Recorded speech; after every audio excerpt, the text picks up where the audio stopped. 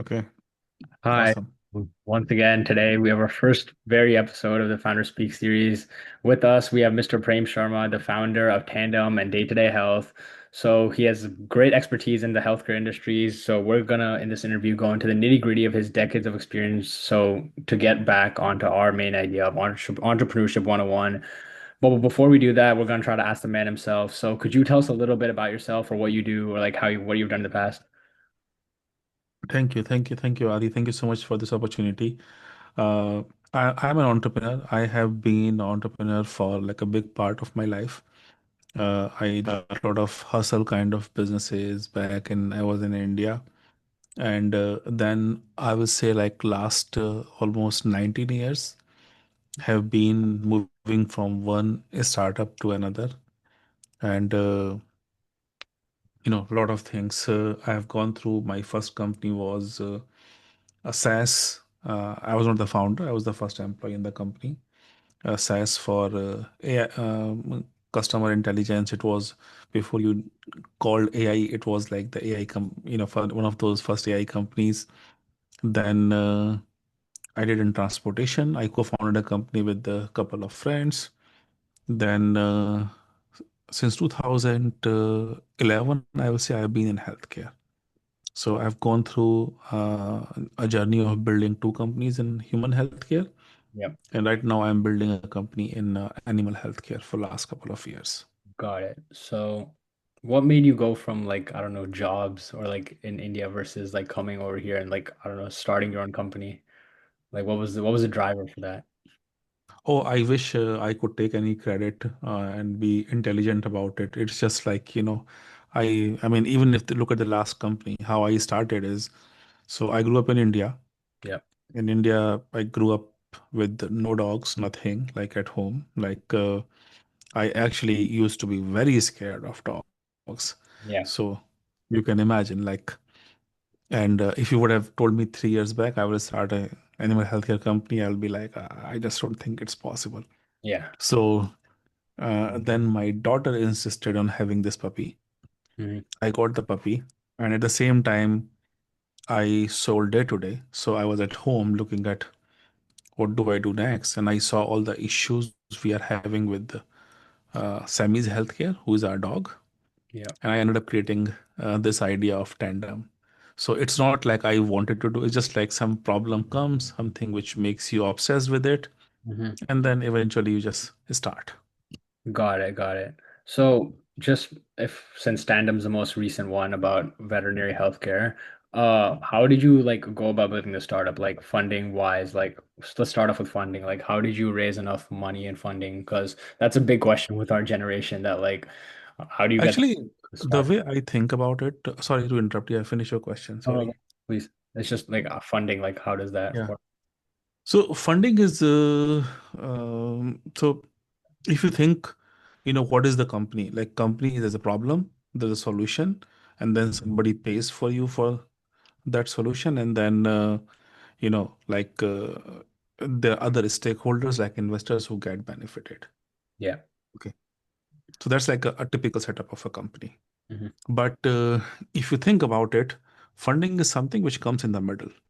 It's not the Funding is not part of the problem. Okay. Funding is not even part of the solution.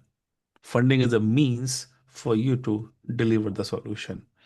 So Got it. what happens is like any company, it starts with a problem you see, an idea, an obsession, a research, like anything which you see kind of makes you just keep going. I'll give you an example.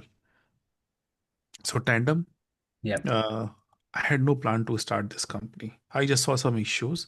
And then what happened is I just started talking to vets about how they can use technology. Yeah. Okay. So that was my, like, I was sitting at home, not doing anything. Hmm. Then I realized is like, it's actually not working because they push back and they explain me other issues. So I was like, let me do some research. Yeah. Okay.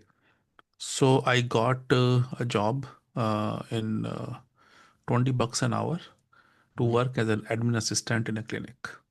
Hmm. So I used to go every day, 8 to 2. I Yeah. will go and work in a clinic. Yeah. And I did it for 3 months. Yeah. Okay. I learned a lot more Hmm. of why it is like this, if something is happening, why it is happening, because we always think like, oh, like this seems so dumb, like, why it is not like this. But the reality is you just don't know the history, you don't know why people are doing it. So understanding not only what people are doing, but why they are doing it. Got it. And then eventually I was like, okay, maybe like this part can change and this part can change and it can be a better experience. So you kind of evolve with these ideas. It takes a lot of time for ideas to shape. It takes a lot of time for the one thing I have seen is like, is when you're starting a company is to understand the difference between information and insight. So I'll give an example. Yeah. Uh, US pet care, US, pets is like one of the biggest, fastest growing consumer segments. Okay. Yeah. It's around 164 billion market cap. Okay. It's bigger than dental for humans or like physiotherapy or like pediatrics. It's like a very big industry. Okay. Got it. That's a good information. Hmm. You can't do anything with this information. Yeah. Okay. And there's an insight. You know what the insight is? Is if a pet comes to you for a surgery and you want to follow up after 2 days, you can do a better follow up by using telehealth. So you can see them and everything. So that's an insight Yeah. on which you can act. You can build something. So I think what happens is when people start a company, they look at a lot of information, but how do you, and the insight and information are pretty close. The only thing is on insight you can act, on information it's good to know, but you can't do anything about it. Got it. So the first phase is collecting the insights, understand the problems, collecting the insights, then saying, okay, is it a big enough problem? Am Mhm. I the right person to solve this problem? If I solve this problem, is it going to be something, great for the society? It's like, you put all those filters. And then once everything is right, okay, the problem is right, the problem is big enough, it is an important problem to solve. It is something which I can do, and I'm the right person to do it. Then you say, okay, like, okay, this is an idea. Then you go and work on solution All right. So and then how it is going to work. there's a whole And like then, research. yeah, and then eventually, like, the money comes into play. Got it. So, what happens is, I feel like in the startup world, how much money you have raised has been glorified so much. Yeah. Is like people just start thinking about how much money they can raise and how they can raise money rather than thinking about why do we want to build this company? What is the problem we are trying to solve? Why we are the right people to do that? Mhm. And then if we solve this problem, what it will do, like, how it will make things better. Yeah. So That's those things are far more important and the money comes into play. I have rarely seen a great idea not getting funding. In fact, I have seen lot of like really bad ideas getting funding. So actually like the funding is not that big of a problem. got it. So you talked a little about evolution, right? So I think you're 3, 4 years into Tandem. So is there I a have like 2.5 years right now. Oh, 2.5 years. Sorry. So if you're like, is there any point where like the evolution stage becomes like a bit less prominent where like in the beginning you were like evolving based off of feedback a lot more? Is that still like a huge like do you guys do still evolve like 3 years like down the company? Yeah, like so more than evolution, I will say it's learning. Yeah. And then the thing is like you have to keep learning. Uh, Initially, we were learning on what we are doing, how can we make it better. Now, then eventually, we are learning about how can do it more scalably, then how you can do it more profitably. How you can get more people. Like so there's a continuous learning. Your problems keep changing, uh, but the one thing which is very consistent that you have to keep learning. Got it. There So, is there is no other way. all right. That's nice because like I know a lot of people like they just like say that okay you got to a point and then like stop evolution because it's perfect. But I like the point that like the whole learning aspect like adaptability has to always stay. Oh, I'll give you an example. I still talk to uh, doctors. I still talk to our customers to Yeah. understand why did they choose us? What Mm. happened? What are the issues? I probably know like first 20 customers by name. Yeah. And that was true in my previous company also. Mm. I knew, I don't know, probably like first 100 customers Yeah. by name. Well, that's like I think that's important for like feedback and all that type of stuff. But I know we Yeah, talked you about like want feedback. yeah. Uh, So we talked a bit about like of course learning like off of other aspects, but on that learning part, like how important or like how much did your education help you to get to the point on where you are? Like did education teach you entrepreneurship 101 or did points of education teach you like the basics of how to like run a startup or was experience more valuable? so it's a combination. The thing is, what happens is if you have just experience and no tools Yeah. of how to do something, like you're a very experienced guy, but you are doing something very inefficiently. Yeah. So, for example, you have to know certain tools and how do you go about it. And it's very very important. On the other hand, if you are just the person who has all the tools but no experience, you're also you can't do much with it. It's like you're just like sitting in a room with all the tools, but there is no implementation. So it's kind of combination of both the things Mm. uh, to work together. What I will say is education,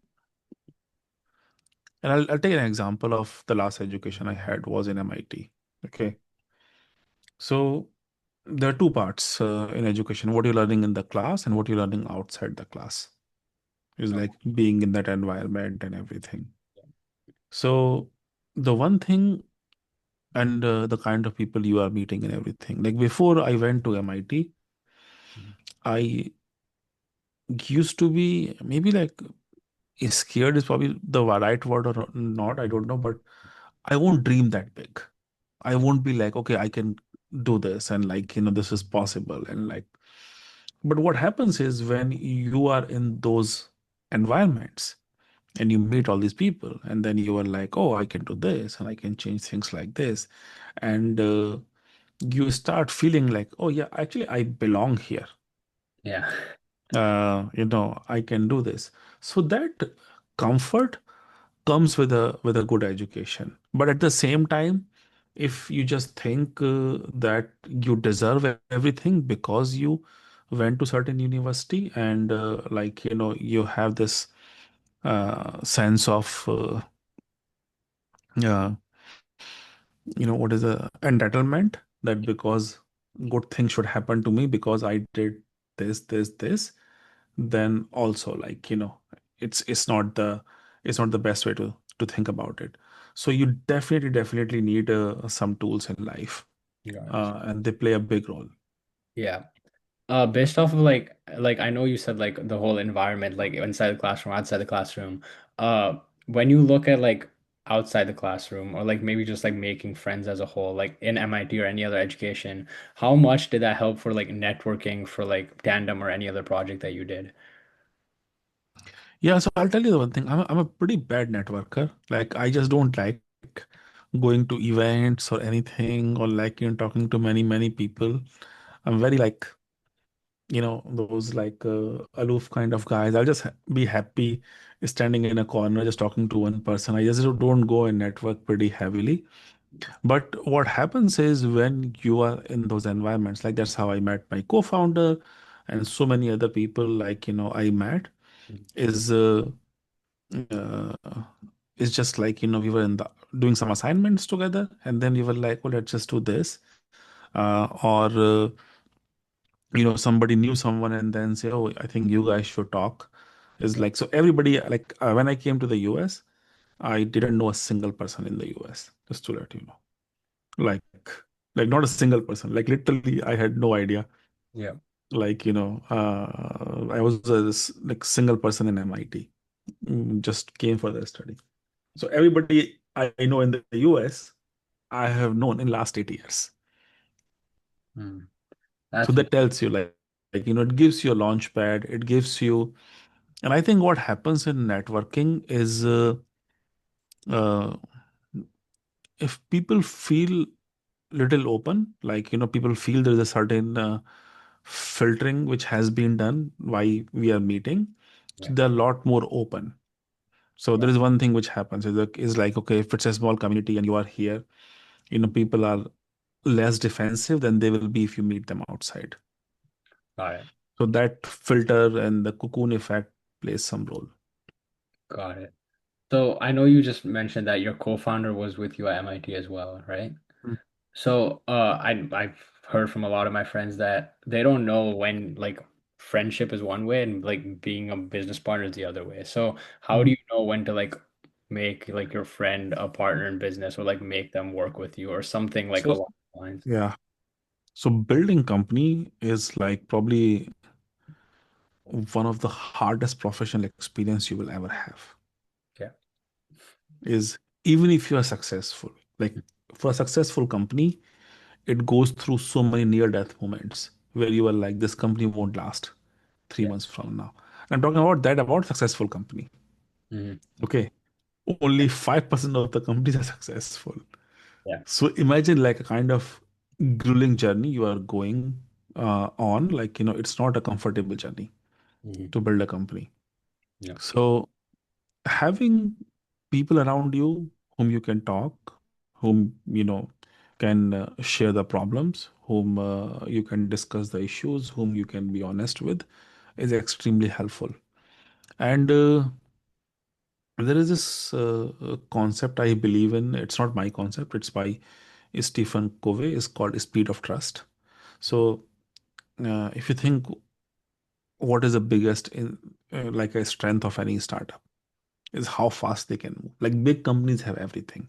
They Yeah. have people, they have skills, they have the more qualified people, they have more money, they can literally do anything they want. Hmm. Okay. Yeah. But they will move slow. A startup can move fast. But what will slow down a startup? If people don't trust each other. If rather than running, we are looking at or over each other's shoulder, Yeah. then everything slows down. All right. So you need those really, and I think that the line kind of blurs between personal and professional. The reality is like, you, mm, I have, it happens when probably you are in a job, but when you are building a company, they end up being like your extended family.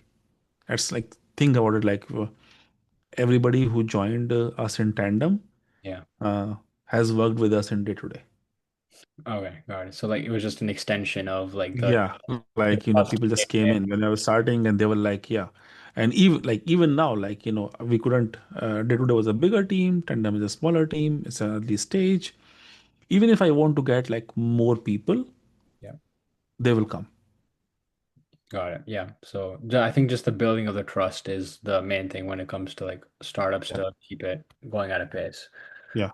I know like you just mentioned that like startups have multiple near death stories or along those lines. So if like Tandem or Day to Day Health or any of them like had a near death story, then Oh, so many of them I can tell you, like, so yeah, I'll give you very, like, it's now I look at it, I laugh at it.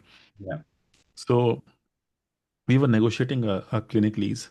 So, like our business, what Tandem is an integrated service model, which means we have our own clinics, our own mobile care. We don't go to somebody's home, but we create hotspots all over the city. mhm, Right now, we have around 50 hotspots in Boston where we provide care. mhm. And then we are telehealth and then pharmacy. So it's a combination of everything. Okay. So as you can imagine, like having a clinic is an integral piece for the service. So we built technology, we launched mobile, and we were negotiating a clinic lease Yeah. almost 1.5 years back.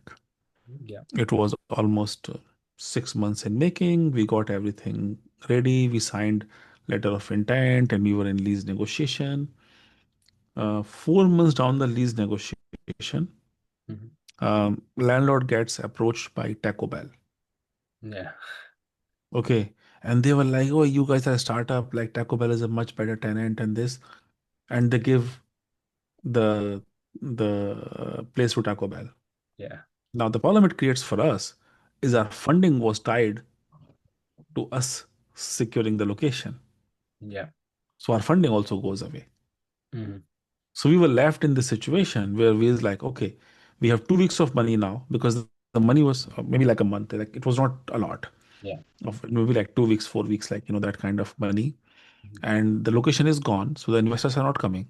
Yeah. And by the way, like we have to just rethink what do we do now. Mhm. So it just happened in tandem, like so many times. So how did you like go like get busted? Like what was the like base even for this clinic thing? Like how did you eventually like get Okay, so now the thing is like you have no place to go. yeah. Uh, so now you are like, okay, so why did we want clinic? Okay, we wanted clinic because we can serve customers for the things which we can't do digitally.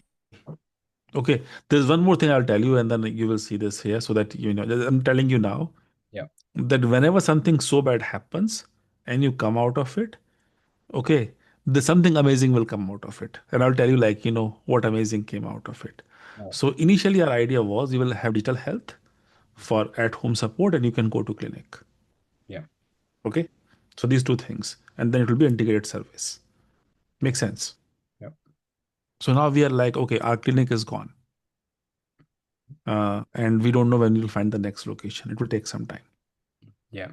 So what do we do now? We are like, what if we can launch a clinic without having a clinic? Yeah. Okay, what does it mean now? Can we rent a clinic Mhm. for some time? Can we set up a like a day clinic somewhere? Like, what are the options? So we tried everything. We tried to rent a clinic. We tried to buy a clinic. We tried to, none of it worked out. And at the end, what ended up being is uh, I saw a dental chain to do dental cleaning Mhm. in apartments. So what they will do, they will go to apartments, set up a table. You can go there, and then you can get your teeth cleaned. Yeah.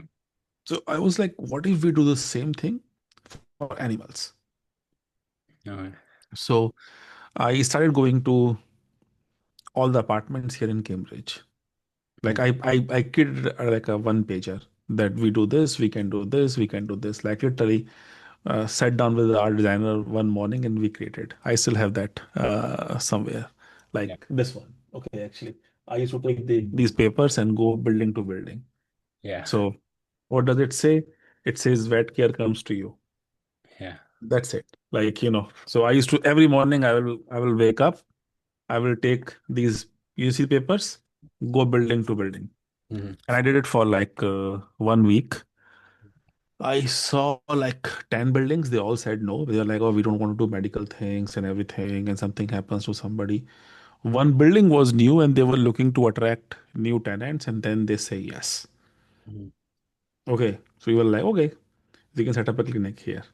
Yeah. So we put a table Mhm. for one evening, get some doctor eats, and start registering patients. We are setting up a clinic. That time we didn't even have a doctor who will come and serve, just to let you know. So what we did the event saying we will do the clinic next week, and we were like, if we get enough customers, we'll find a doctor Yeah. within 7 days. Okay. And before we started, like it was three of us, four of us, we were like, okay, so how many patients do we need to get today? Mhm. If what is the number? If we get, we will do this. If what is the number we get and we won't do it. But what if we only get one patient? There's no point in buying the medicine, getting a doctor. We will lose more money and we don't have money. Yeah. Okay. So we did the calculation that as long as we get four patients, we can do it. Mhm. Okay. And then we were talking to each other like, okay, so how many patients do you think we will get today? We started, kind of betting. Okay, well, Doug, how do you, Lou, how much? And then everybody's like four, six, and I was the most optimist. I had eight, Yeah. and we had 16 slots of 8 hours, like half an hour, 16 slots. You know, we go there and we end up getting four appointments within first hour. Yeah. And by the time we finished, all our appointments were booked. Yeah. So, Okay. So again, like, but now let me tell you the story of when, something bad happens, how it turns into good. yeah. Okay. So you were like, oh, you know what? People really need care in their apartment. So we don't go to somebody's apartment. You will set up a clinic in a Yeah. conference room in the apartment or like a shared area. I can show you pictures so for you to visualize like what it was. But they set up a clinic in the building, a day clinic. Okay, so we bought fridge and everything, and then we will go to apartment building. Set up a clinic in a conference room for a day, and then just take the stuff in the evening. We started doing that. So we did one, and then we took this reference, went to another building, and they were like, "Yeah, yeah, we would love it," because we were showing now people we are already doing this stuff. Yeah. So we signed up like 20 buildings, Mhm. one by one, like within next some time. Now we were running a clinic every day. So now let me explain you what happens the clinic process. We will move the machinery in the morning, table, fridge, all the equipments. So all the equipment was in my apartment Mhm. for that clinic, and Yeah. we will move the all the stuff every morning. Yeah. So I will wake up. A Mhm. colleague, I didn't have a car. A colleague of mine will come. Will put everything in her car, and then you will go. You Yeah. set up a clinic. Mhm. Okay, between 6:37 to 8:30. 9 o'clock, vets will show up. Like veterinarians will show up. They will serve. We will be there. And then once they have stopped serving, you'll pack everything again, clean it, and then bring it and put it in my apartment. Okay. So initially you were doing once a week, twice a week, it becomes like everyday work. Mhm. So they were like, oh, like, and then I was carrying a refrigerator and then I slipped. So I also injured my feet once. So I was like, this is like too hard, like, doing it every day. What if we fix everything in a mobile van? And then rather than setting up a clinic, we just move the van from one place to another. Yeah. Okay. So then we started looking for fabrication agencies who create vans, and we found a fabrication agency. Yeah. And they created a van for us. Okay. Now, suddenly, what happens is we ended up having these really nice vans, which are like a moving clinic, and we can put anywhere in the city. Let me show you a picture so that you can visualize, like, what I'm talking about. It's so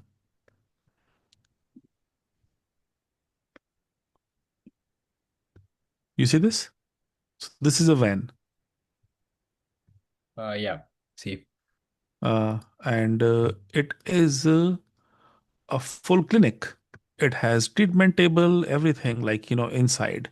So now we can just go rather than going to the apartment. We can park this van in your apartment parking, and you can come down. Rather than going to conference room, you can come to the van. Okay. We have all the spots all over Boston now. Okay. So now what happened is we started doing this. Mhm. We got our first 1,000 customers through van. Oh, And then we found a new location. We have built a clinic.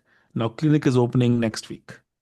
Okay. All the salons went away. But what the good thing out of this is now we have a very clean go-to-market strategy. We can open a clinic without opening clinic. So for example, let's say I want to launch in New Jersey tomorrow. yeah. I don't have to wait until the clinic opens. I can launch vans tomorrow. Yeah. We have all the partnerships in Boston with the apartment complexes. so I can have customers on day one. So we ended up having like a very strong go-to-market strategy. So, So something which started from like a real pain point, and it was almost like, okay, company will survive or not. And then it all turned out to be like, okay, now we are in a better shape and everything is. So it's just a story of like, telling you how these dots connect. And but the reality is, as long as you navigate, you will end up coming better on the other side. uh, well, that's nice. At least it all worked out. But like that's good because like the whole like strategizing, I think it's like a big part of like the whole adaptability, like just like always having that mindset that like you can adapt and like okay, no matter what happens, like yeah, we can get back up. Yeah, that is a huge difference between entrepreneurs who survive and entrepreneurs who don't survive. Yeah, that's the Is the keyword is the adaptability, that th things are never in your control yeah. and they won't be. But the reality is, how do you make it work for you? Got it. So I know you said that you went to like door to door, like you went to like a lot of places saying like I don't know, like giving your flyers out and like asking how to like do those clinics. And I know you posted on LinkedIn too, where you were like clipboards, flyers, pop-ups, like door knocks, like Mm. conversations. What do you think is the most like effective or like yeah, effective way to like scale up or like reach out to people. Like I know a lot of people in my generation think like social media, technology, LinkedIn, those types of things. But do you think old school like like man-to-man conversations are like better? It varies business to business. So if you think about the kind of business we are in, it's first people care about their kids, and then like they care about their pets. Yeah. So nobody will take their kids anywhere until they feel they can completely trust someone. If you are sending, like if you are selling something much simpler, like let's say t-shirt, Yeah. okay, you don't need that strong relationship. Okay. You can get away with like just seeing an ad and let me just try it.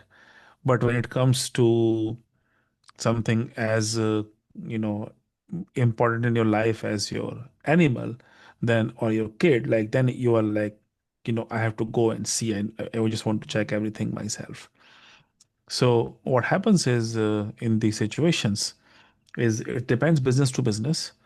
So, if a business is very simple, which is just like simple idea, you are selling something which is for masses, you could do online.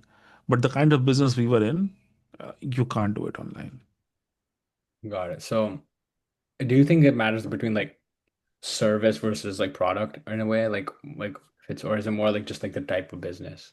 It's a type of the business, like who is your customer.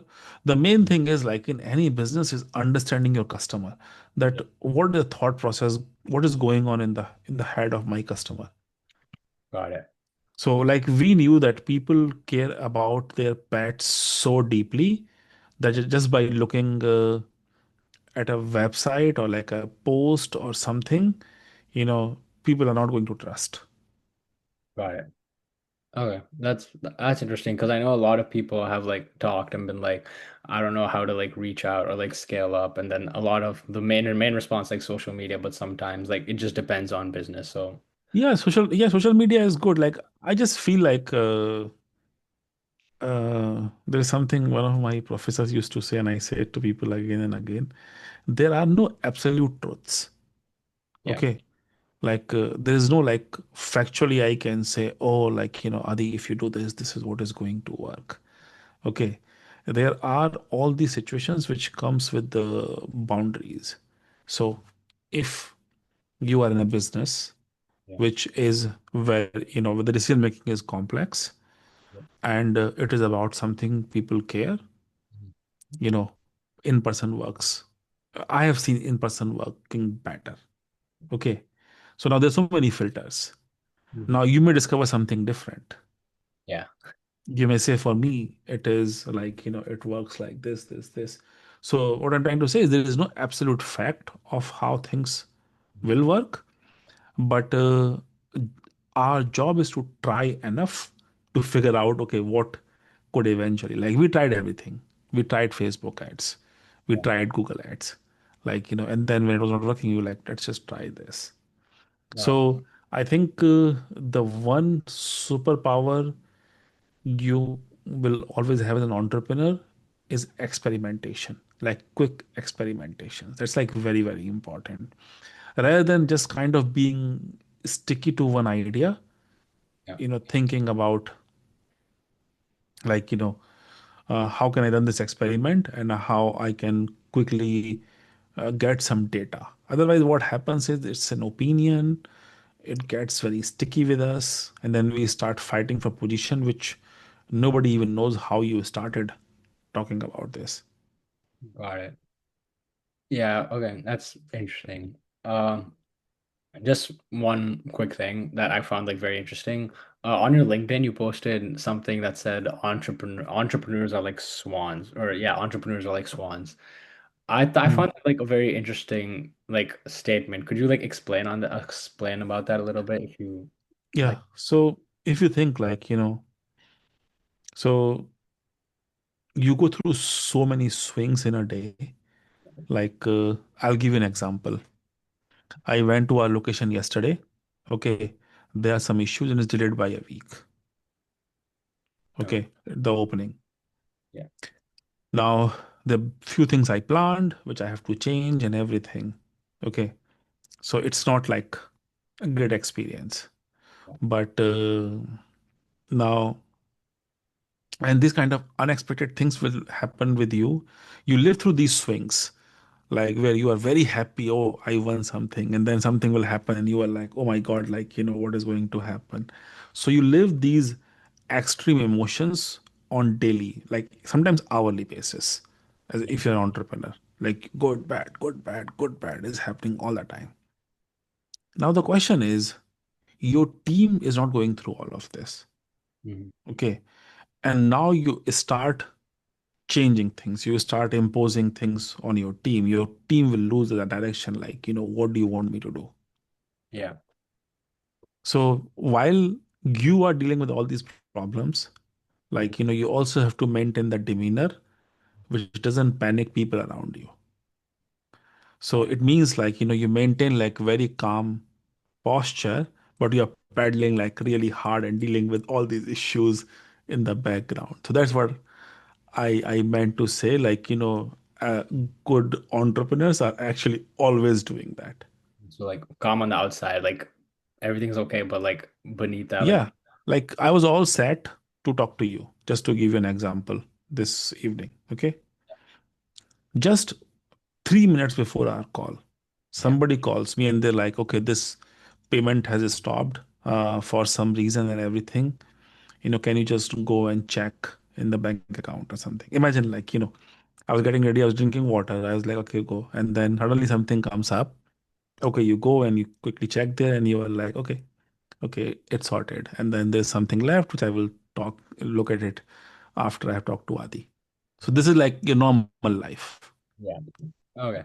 I found that a very interesting statement because I know a lot of people they're like emotions get the better of them. We're like, oh no, like everything's gonna like but I think it's important to like keep calm and composure while also being like on the right track.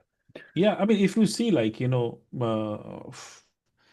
like, this is something which people talk about, like, if you can see this in animal kingdom, lions, how composed they are, even if they're under attack. You can see this in a sports team, Yeah. how composed good captains are even when they're under attack. Yeah. Like, do you follow cricket? A little bit. Yeah. Yeah. So, this Indian captain Dhoni who won all the World Cups and everything, you just see him on the field. You will Yeah. never see him panicked. Yeah. His kind of media name was Captain Cool because, everything will be falling around him, but he'll be like, cool guy. Yeah. It's not like in his head things are not happening. Yeah. He's the one who is processing all the information. But if he starts panicking, if he starts shouting on people, like, everybody will get destabilized. Got it.